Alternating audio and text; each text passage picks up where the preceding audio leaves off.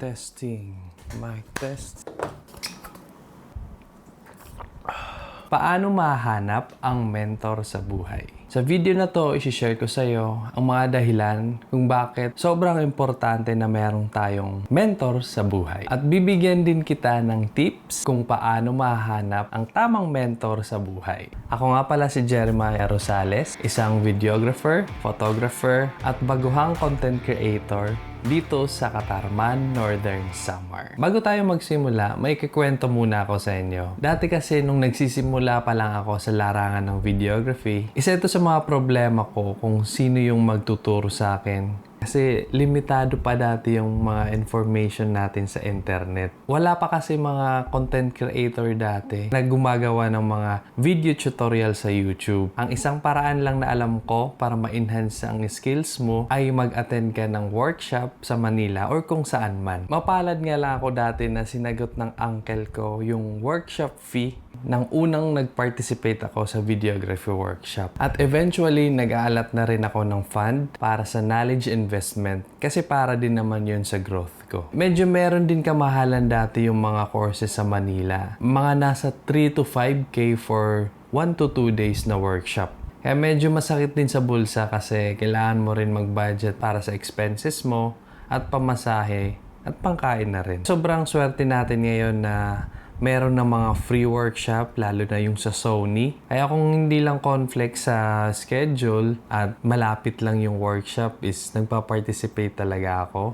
O kaya kasama ko yung team. Sayang din naman yung opportunity na free workshop, di ba? Pabalik-balik din ako dati sa Manila para talaga matuto. Kaya yung mga tip ko sa mga baguhan, i-grab nyo yung mga free workshop kasi dyan kayo matututo. Meron kasing tinuturo doon or nakukuha tayo na wala sa YouTube University. At syempre yun yung mga opportunity na makakapagpa-picture tayo. Makakamay man lang natin yung mga iniidolo natin sa industriya.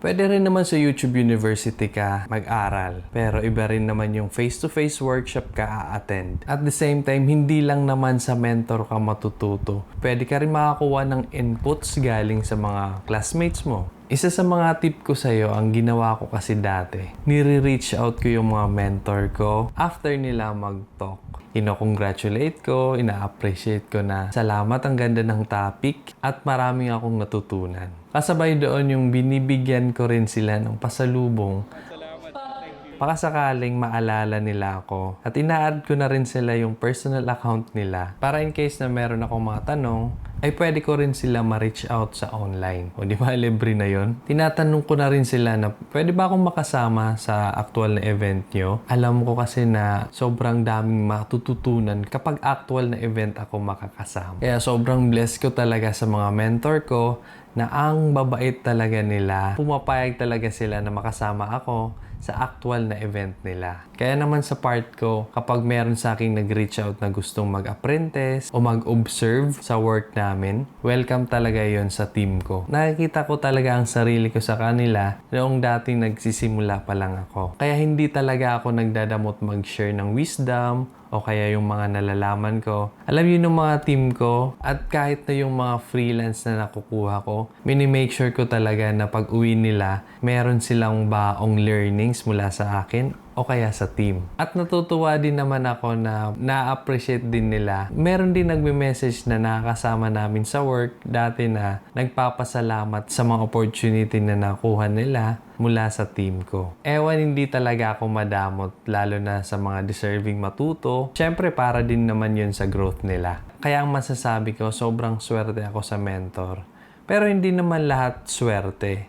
Kasi pinagtrabahoan ko din naman na makilala sila. Kasi kung hindi mo talaga mahanapin ang mentor mo, hindi mo rin talaga naman sila mahahanap. Kaya ikaw, payo ko sa'yo, gumalaw ka na. Hanapin mo ang tamang mentor mo kasi naniniwala ako na ang mga mentor natin ay andyan lang yan sa tabi-tabi. Pwede natin sila mahanap sa online. Marami ng free webinar ngayon, tutorials, video sa YouTube. Kasi yung mga tinitingalang mentor natin, naghahanap din din yun ng mga mapag-share nila ng mga word of wisdom nila or mga experiences sa buhay, failure sa negosyo, para hindi na natin ito pagdaanan pa. So parang nag-shortcut na rin tayo, di ba? Kaya sa panahon ngayon, sobrang advantage na tayo na nasa harap na natin ang mga information na magpapa-improve sa sarili natin. At syempre, kailangan din nating i-apply lahat ng mga natutunan natin para hindi ito mawala. Kasi may kasabihan tayong use it or lose it. O siya, kung nagustuhan mo ang video na to, i-share mo naman to sa friends mo, baka mahanap na rin niya ang tamang mentor niya sa buhay.